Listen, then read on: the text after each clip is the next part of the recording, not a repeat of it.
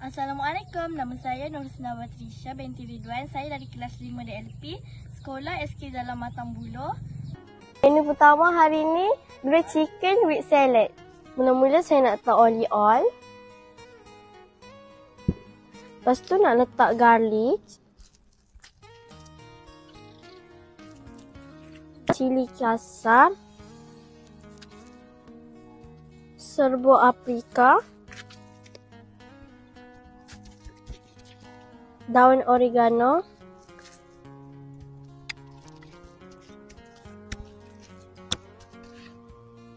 garam. Okay, kita panaskan dulu.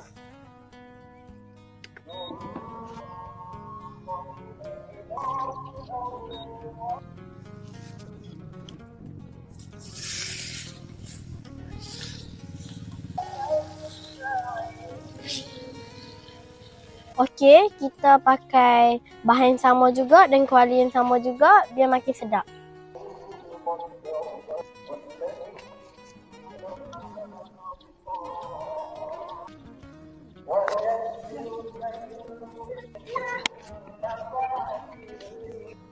Kita pakai periuk yang sama tau biar sedap lagi.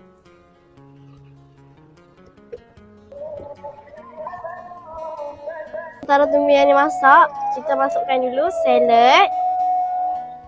Masukkan apple merah, apple hijau, small blueberry, tomatoes, orange, jagung. Dan akhir sekali kita letak mayonis.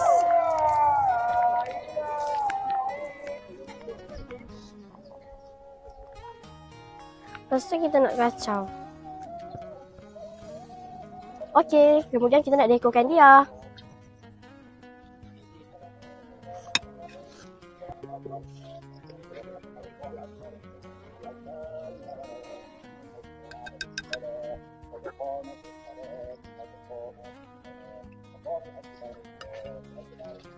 Okey, dah siap chicken grill with salad. Menu kedua saya adalah agar-agar santan sirap ros. Okey, saya nak perkenalkan bahan-bahannya. Agar-agar, santan, garam, gula, sirap, telur dan air. Masukkan air. Masukkan agar-agar. Masukkan santan ke semuanya.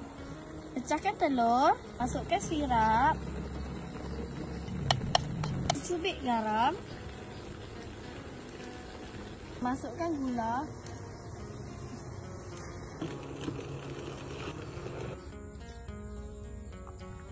okey, menu kedua saya dah siap, agar-agar santan ros.